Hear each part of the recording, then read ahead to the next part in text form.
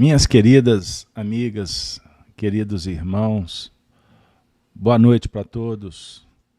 Que o Senhor da vida esteja conosco, que nós possamos abrir o coração para receber aqueles recursos que estão sendo disponibilizados pela providência, que nós possamos ter a sabedoria, a lucidez para, aprimorando a nossa percepção, a nossa visão, colocarmos em prática no sentido de conhecer a nós mesmos, dominar e transformar o mundo íntimo. Eu abraço respeitosamente a toda a família Glacos, que a gente tem a honra, a alegria de estar revisitando, uma vez que tivemos a oportunidade de, há muitos anos, adentrar esses portais para nunca mais esquecer. Hoje estamos aqui num espaço virtual, mas o nosso coração continua intercambiando com o mesmo carinho, com a mesma fé e esperança, que estamos também tendo a oportunidade de fortalecer os nossos laços de amizade. Granjeai amigos, ensinou Jesus. E agradeço a confiança por estar sendo chamado para tratar de um tema. E eu espero que essa mensagem possa tocar o seu coração, promovendo ideias novas, quem sabe, uma ressignificação de alguns conceitos doutrinários e que a gente possa abrir os portais da imortalidade. E por lá, transitarmos e, ao retornar para a objetividade do mundo que nos aguarda, realizarmos a nossa missão da melhor maneira possível. Pois bem, minha amiga, meu amigo, o tema que vamos tentar desenvolver com vocês, estranha moral. Nós vamos convidá-los para juntos fazermos uma viagem para a França. Vamos imaginar sendo acolhidos na casa de Kardec e Amélie Boudet, a sua esposa querida. E eles vão dialogar conosco a partir do Evangelho segundo o Espiritismo, publicado no ano de 1864. Especificamente, nós vamos dialogar com o capítulo 23, que leva a esse tema, a estranha moral.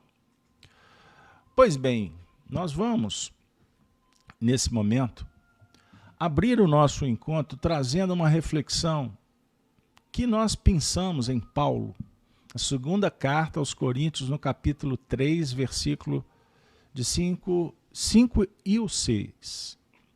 Paulo diz assim: não que sejamos capazes, por nós, de pensar alguma coisa, como de nós mesmos, mas a nossa capacidade vem de Deus.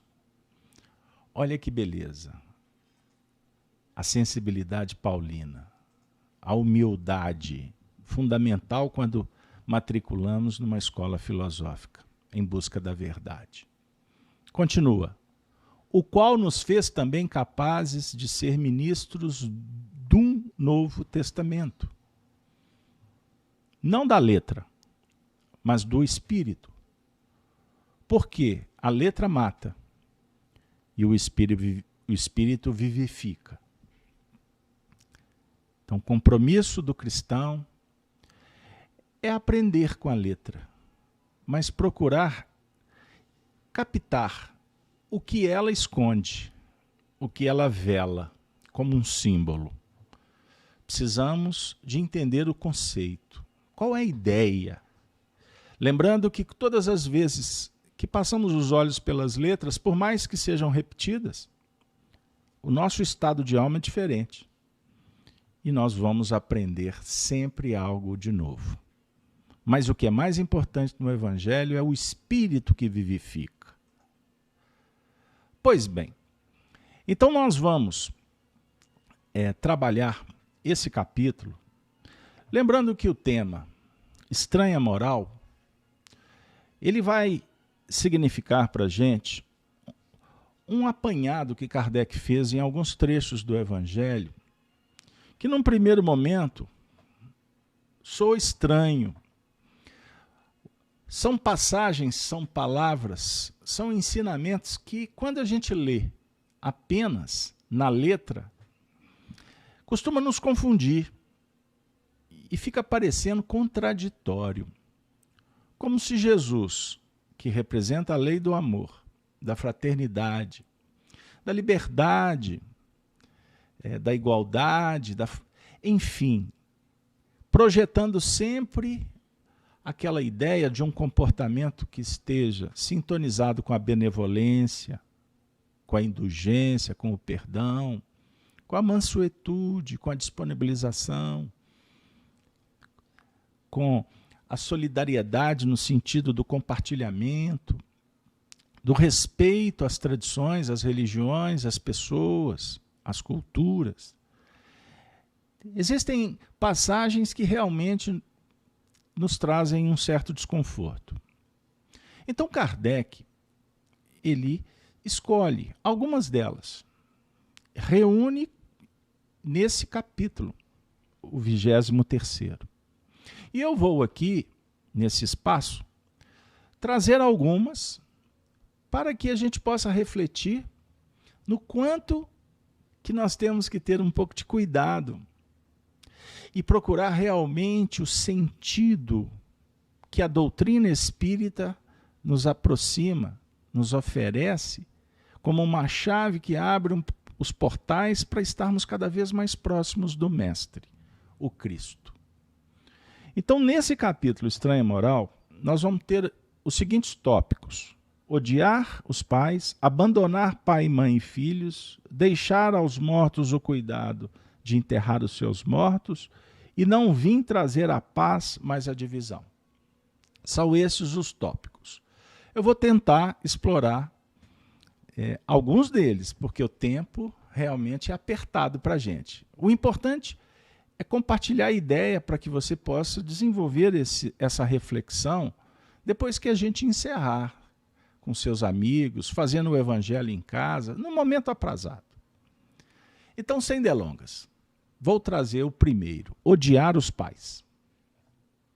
A passagem está em Lucas e ela diz assim, a citação está embaixo, depois vocês façam as anotações.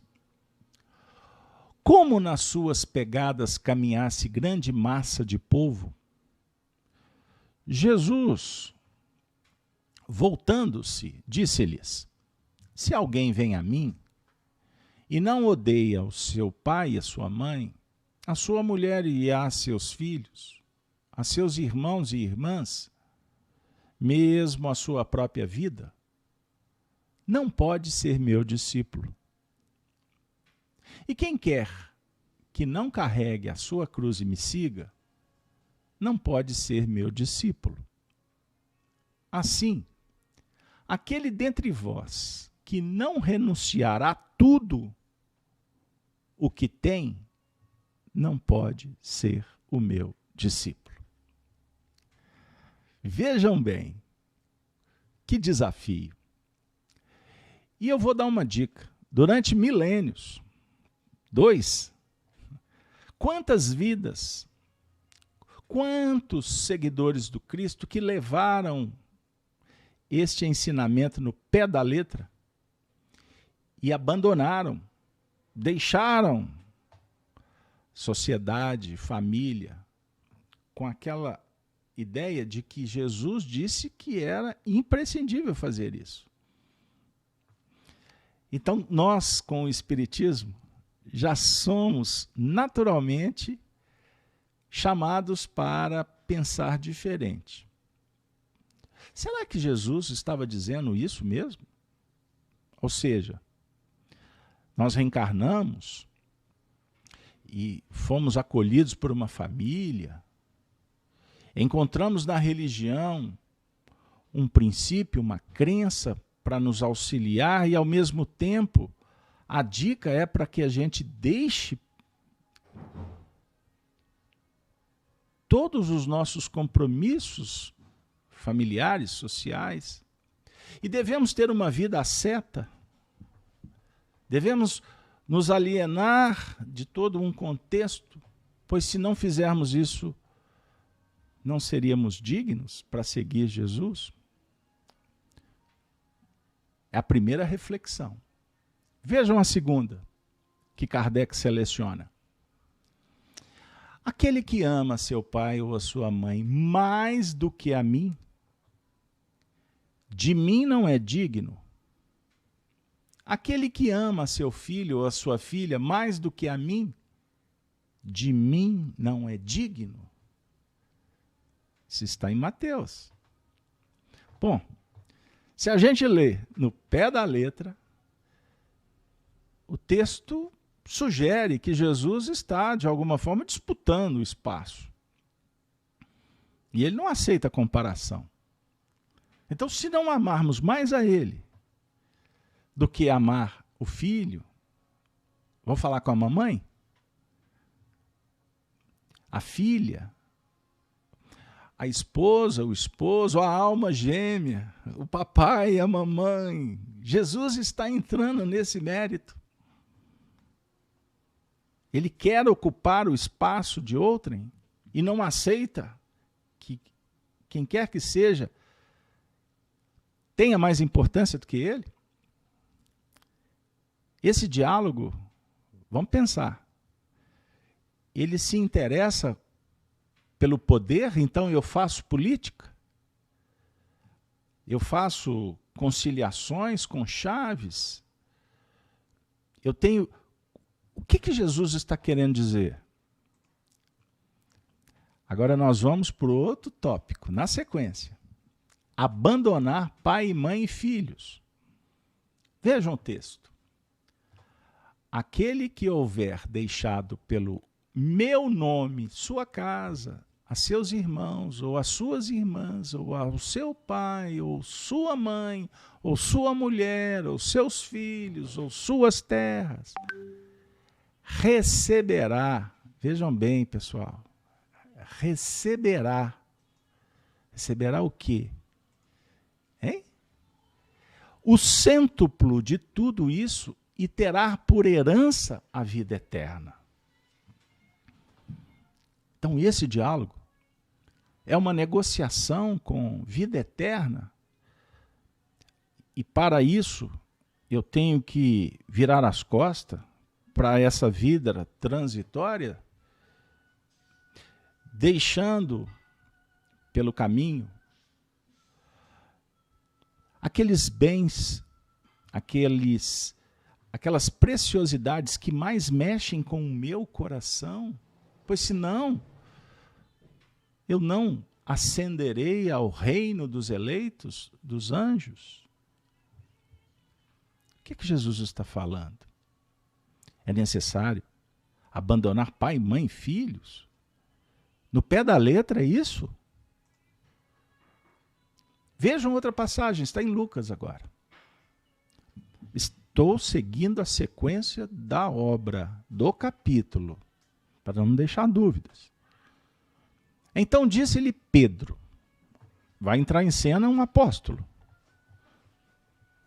Quanto a nós, vês que tudo deixamos e te seguimos. Jesus lhe observou. Digo-vos em verdade que ninguém deixará pelo reino de Deus sua casa, ou seu pai, ou sua mãe, ou seus irmãos, ou sua mulher, ou seus filhos, que não receba já nesse mundo muito mais e no século vindouro a vida eterna. A história é a mesma? Não. Aqui nós temos outros ângulos. O texto, literalmente, propõe um diálogo. Então Pedro afirma, quanto a nós, vês que tudo deixamos. Bom, não consta na história que Pedro, por exemplo, abandonou a sua mulher e os seus filhos. Lembram que ele era casado? Não consta. Mas aqui ele está dizendo que abandonou. E aí volta Jesus dizendo, olha, bem-aventurado se fizestes, porque já receberás o prêmio agora e também no futuro.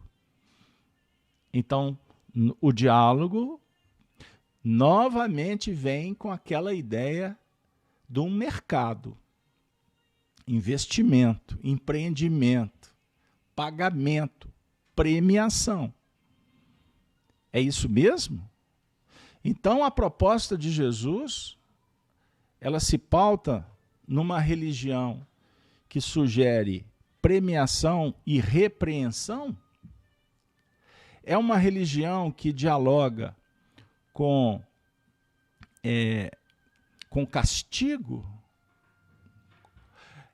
Que dialoga com uma vitória que vai nos oferecer uma conta que nos remunera com juros? É isso?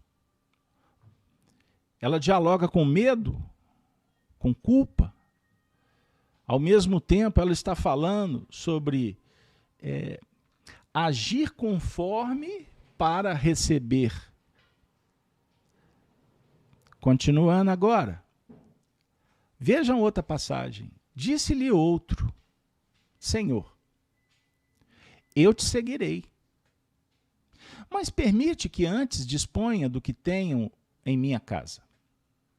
Jesus lhes respondeu, quem quer que, tendo posto a mão na charrua, olhar para trás não está apto para o reino de Deus. Bom, vejam bem, surge um outro personagem que se candidata a seguir, mas ele fala, mas eu vou voltar. Eu tenho que resolver algumas questões. Eu vou voltar lá em casa. Eu tenho que distribuir, eu tenho que fazer um testamento, seja a ideia que a gente possa agregar. Mas Jesus está falando o seguinte, olha, quem quer que, tendo posto a mão na charrua, no trabalho, não pode olhar para trás, deixa tudo, bora lá. Porque se não, significa que você não está apto. Então você pode deixar tudo pelo caminho, não tem problema. Porque o negócio é o reino. Perceberam? Deixar aos mortos o cuidado de enterrar os seus mortos. Eu falei para vocês que ia ser complexo, mas estamos chegando lá. É o item 7 desse capítulo. A passagem agora está em Lucas. Disse a outro, opa, vamos ter outro personagem aqui. Qual que será a novidade? Segue-me. E o outro respondeu, Senhor, consente que primeiro eu vá enterrar meu pai. Jesus lhe retrucou, deixa aos mortos o cuidado de enterrar os seus mortos. Quanto a ti, vai anunciar o reino de Deus.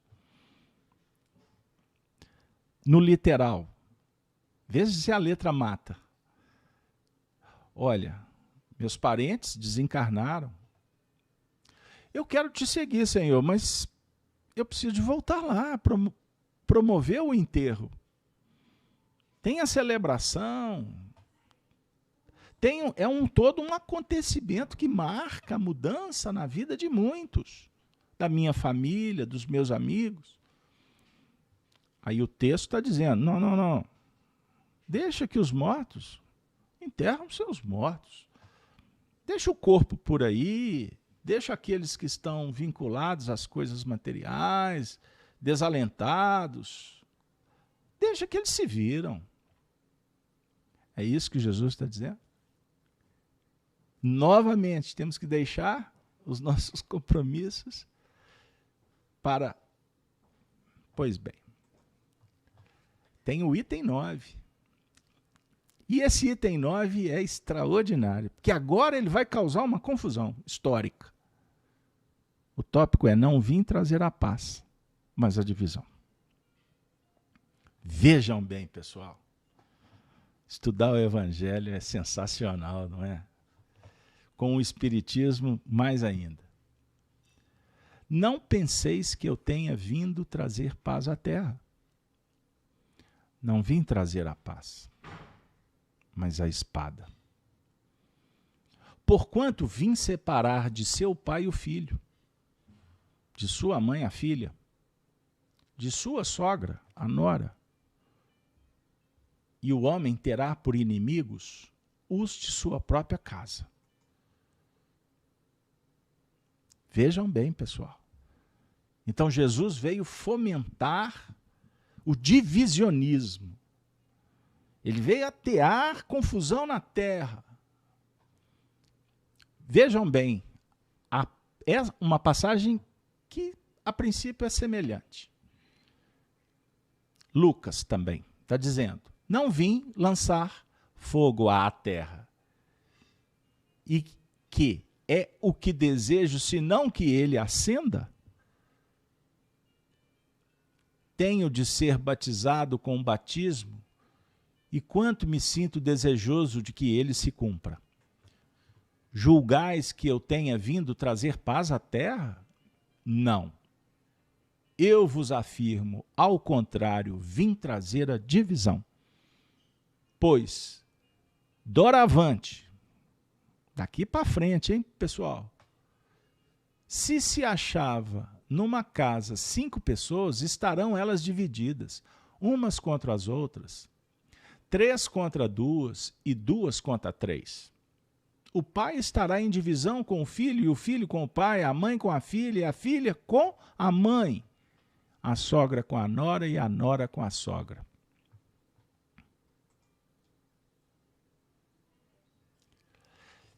Emmanuel diz assim, está no livro Caminho, Verdade e Vida, na introdução. Quanto ao mais, consola-nos reconhecer que os textos sagrados são dádivas do Pai a todos os filhos. E por isso mesmo, aqui nos reportamos as palavras sábias de Simão Pedro.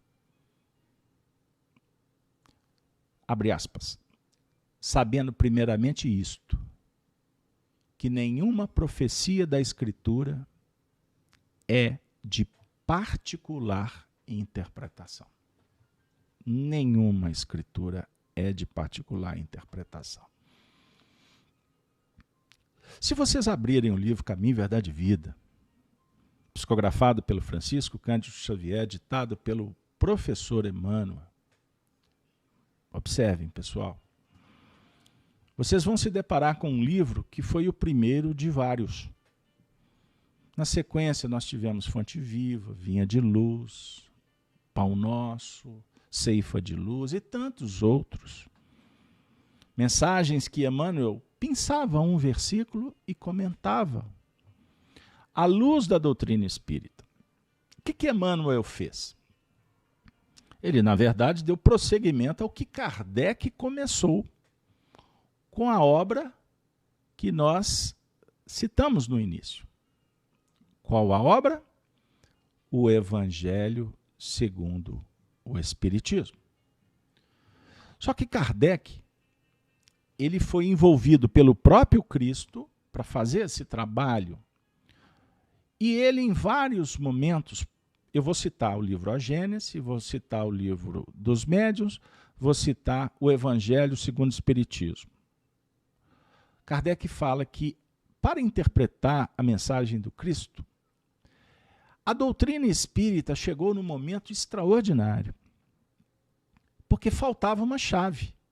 Então, interpretar o Evangelho, hoje, em pleno século XXI para nós, é uma divina oportunidade, que é abrir o portal do coração. Porque o diálogo do Evangelho é um auxílio para que a gente conheça nós mesmos. E quem conhece a si mesmo, conhece o universo e os deuses.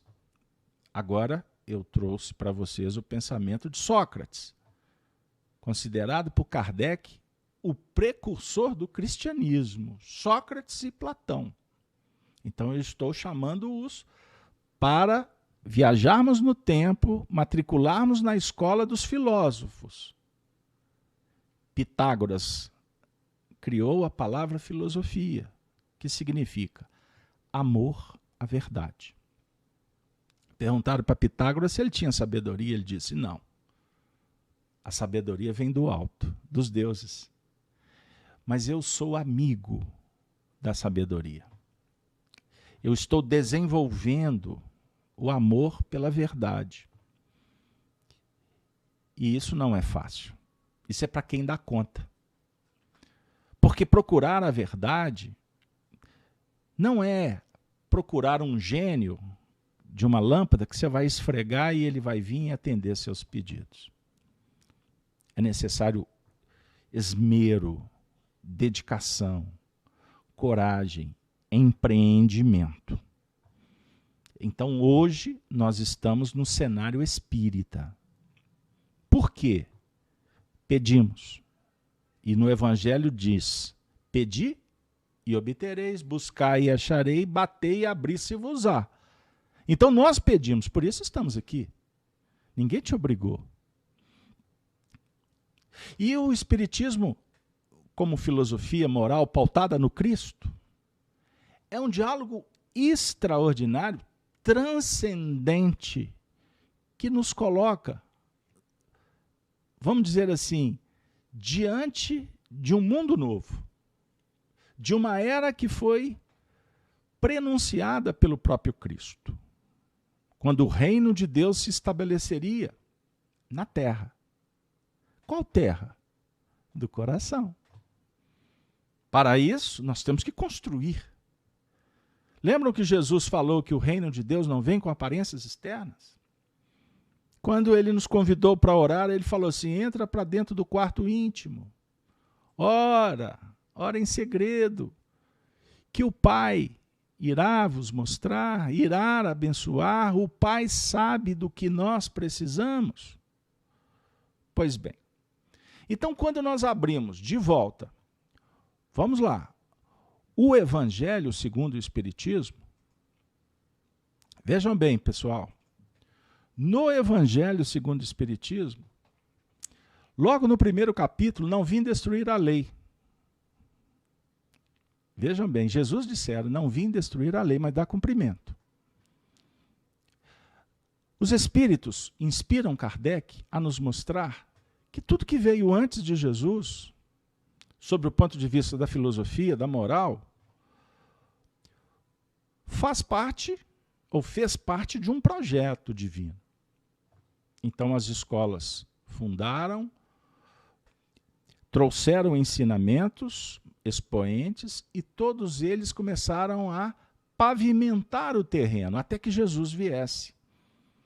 E lembram quando ele falou, meu reino não é desse mundo? E agora nós estamos fazendo uma... Vamos viajar no tempo? Nós estamos tratando do segundo capítulo do Evangelho segundo o Espiritismo. Não vim destruir a lei, mas dar cumprimento. Ele falou para Pilatos, tu é rei? Tu o dizes ou disseram para você? Não, meu reino não é desse mundo. O meu reino ainda não é daqui. O meu reino é do coração. Que naturalmente, à medida em que nós construímos esse reino no coração, ele se expande. Ele irradia. Então nós teremos condições de dialogar com os pares, os seres da criação, sobre esse reino, que é divulgado não em palavras, mas acima de tudo pelo exemplo, pelo amor, pela caridade. Então quando Kardec propõe que reflitamos sobre passagens que a princípio nos causam constrangimento, perplexidade, uma vez que Jesus, quando se autoproclama a luz do mundo, estão lembrados do capítulo 8 de João, versículo 12? Eu sou a luz do mundo.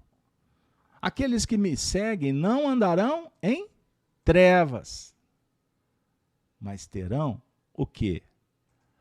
A luz da vida. Olha que beleza. Aí ele falou que Deus é luz, ele está dizendo que ele também é luz, mas vocês serão chamados agora para uma viagem. Vou te dar um passaporte. Vamos abrir o Sermão da Montanha, no capítulo 5 de Mateus. Jesus diz assim: vós sois o sal da terra e a luz do mundo. Não se pode esconder uma cidade edificada, nem colocar a candeia debaixo do alqueire. Tem que pôr no velador, brilhe a vossa luz. Então ele está dizendo que você também tem luz. Ele tem luz, Deus é luz. Então faça a luz, andai enquanto tendes luz. É uma dica. Mas porfiai pela porta estreita, porque largas são as do mundo.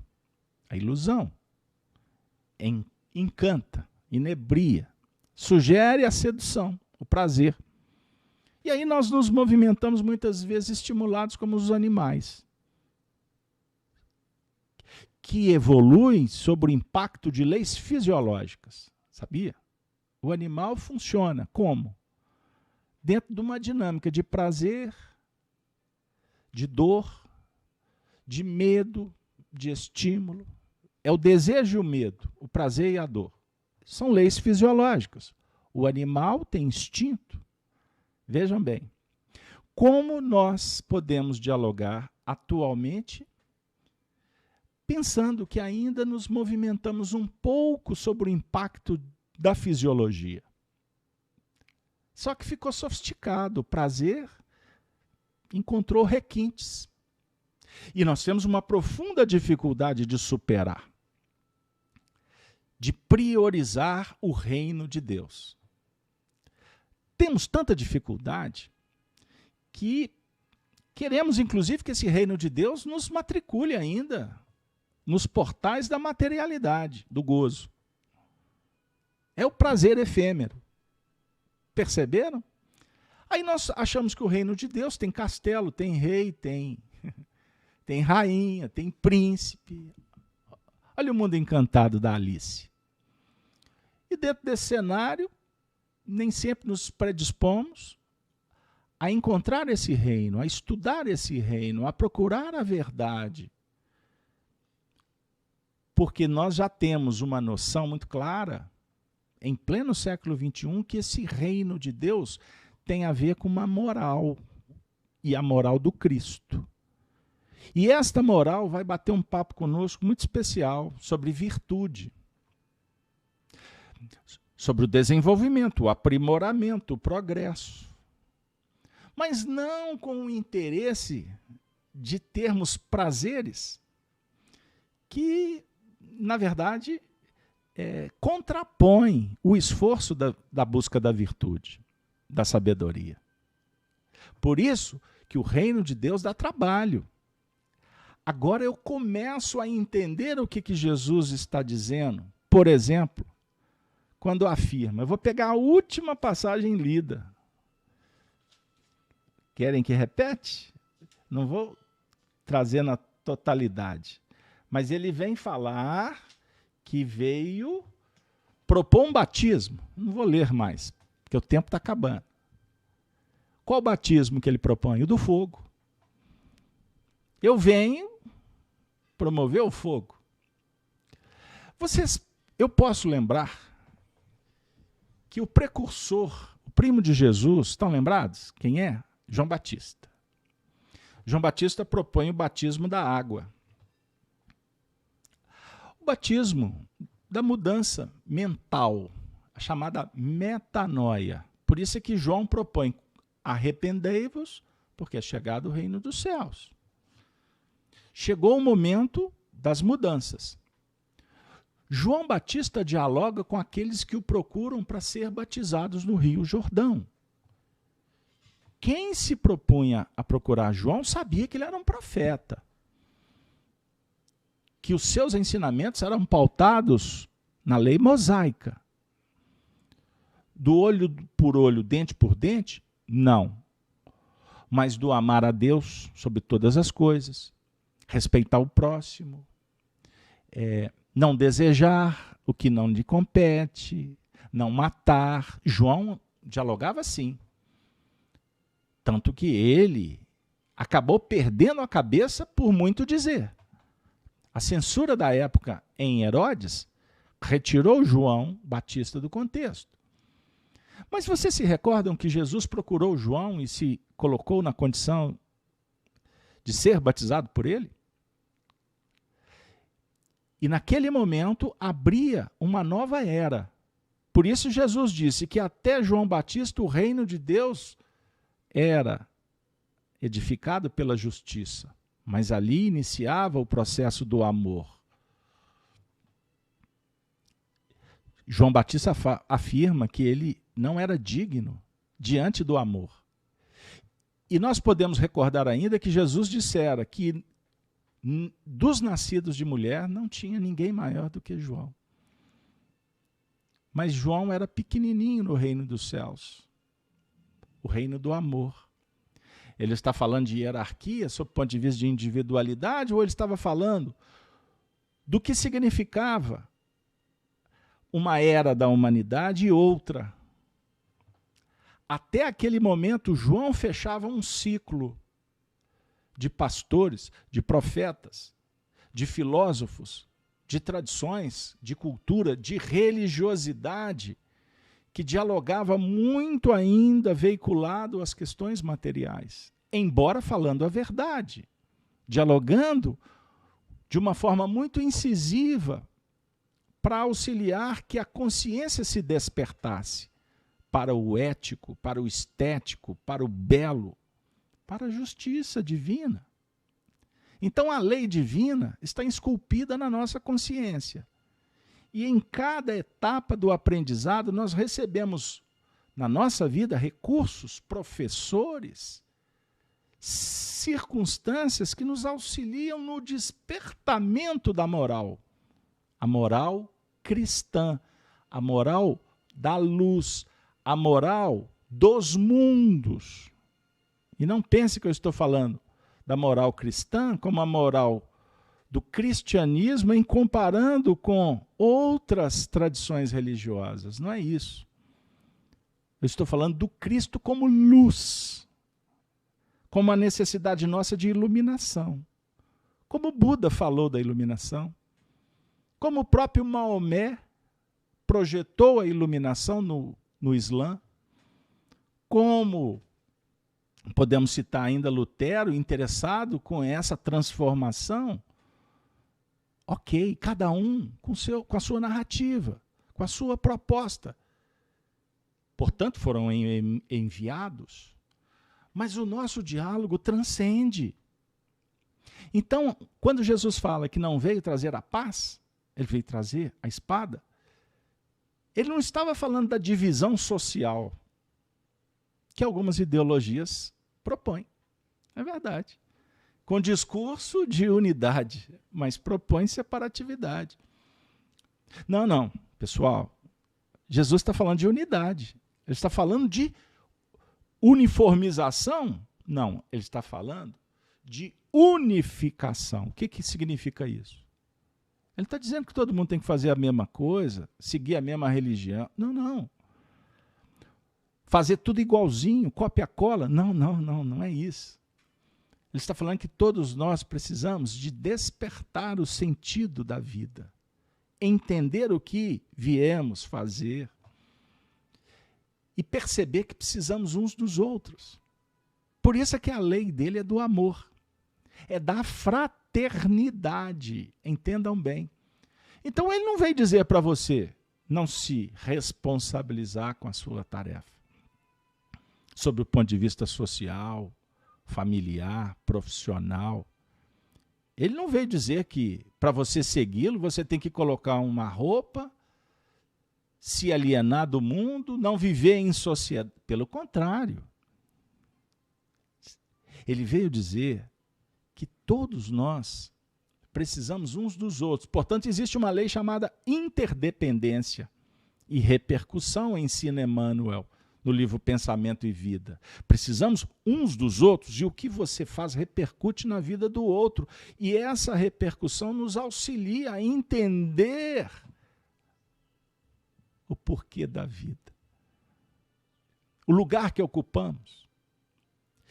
Com isso, valorizaremos as pessoas que estão conosco, porque Deus dialoga conosco pelos homens, pelas pessoas, pelos sinais, pelas circunstâncias, pelos ciclos da vida, pela manifestação da natureza.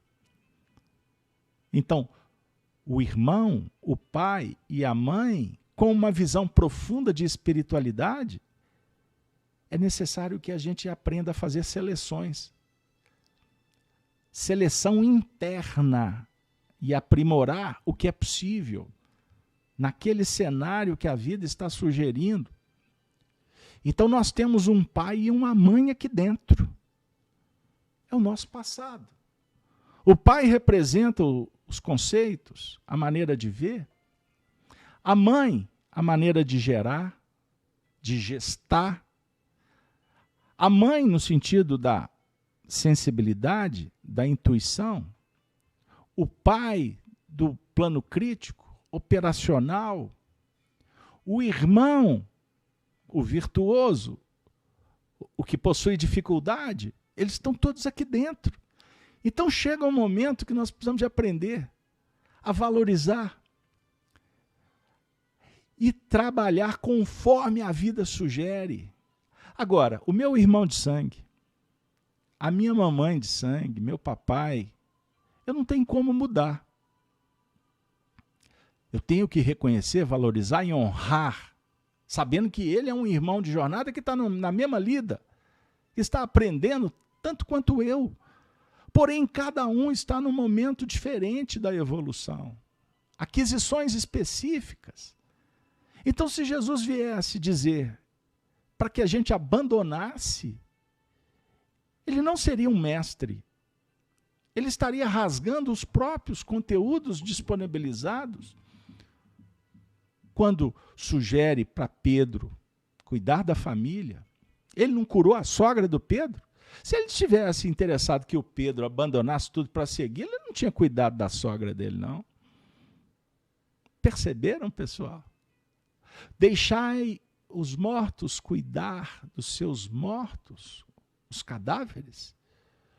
Ele está sugerindo ensinamentos de profundidade. É necessário o diálogo com a vida e não com a morte. Nós estamos num cenário espírita, num momento tão transcendente, em que, quando nós nos despedimos de um ente querido, não significa que nós estamos deixando de sentir amor por ele. Nós estamos entendendo que somos viajores, que estamos, portanto, em algumas estações da vida, mas nós não vamos permanecer para sempre. É aquela ideia da ida e da vinda. É muita gente viajando, chegando, partindo. Então você chega na vida de alguém, como outros chegam na sua, e que a gente possa aprender a valorizar e amar, e se entregar para as experiências profundas, sabendo que tudo tem um time. Então nós temos que recolher o melhor, valorizar o divino, ou procurar o lado bom, deixando de lado o que mata, o que divide, o que nos traz intolerância, a violência, o egoísmo que o Espiritismo veio combater, a chaga da humanidade. A doutrina do Cristo, concluo, ela é pautada na vida futura. O meu reino não é desse mundo. Por isso, meus amigos, minhas amigas, Kardec era um educador por excelência. Quando ele dialoga conosco com esse capítulo intitulado Estranha Moral, porque no pé da letra ela nos causa realmente estranheza. A gente fica assim, como? Então eu tenho que me alienar? Não. Você tem que entender o porquê você está aqui. Valorizar com quem você está ao lado. Perceber a necessidade de amar como se não houvesse o amanhã. E se colocar sempre na condição de servir. Pois o cristão veio ao mundo para servir, não para ser servido. Pergunto a vocês, não foi a mensagem que o Cristo nos ofereceu? Ele não deu a vida por nós? Por isso, minha amiga, meu amigo da família Glacos, de alma e coração agradecemos a oportunidade de ter vindo aqui dialogar com vocês. Encerramos o nosso encontro com a saudação dos cristãos dos primeiros tempos. Ave Cristo, Ave Cristo. Os que vão viver para sempre te glorificam e saúdam. Ave Cristo. Muito obrigado, que Deus esteja ainda mais na vida de todos. Até a próxima oportunidade.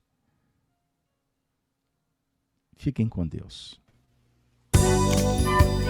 Obrigada.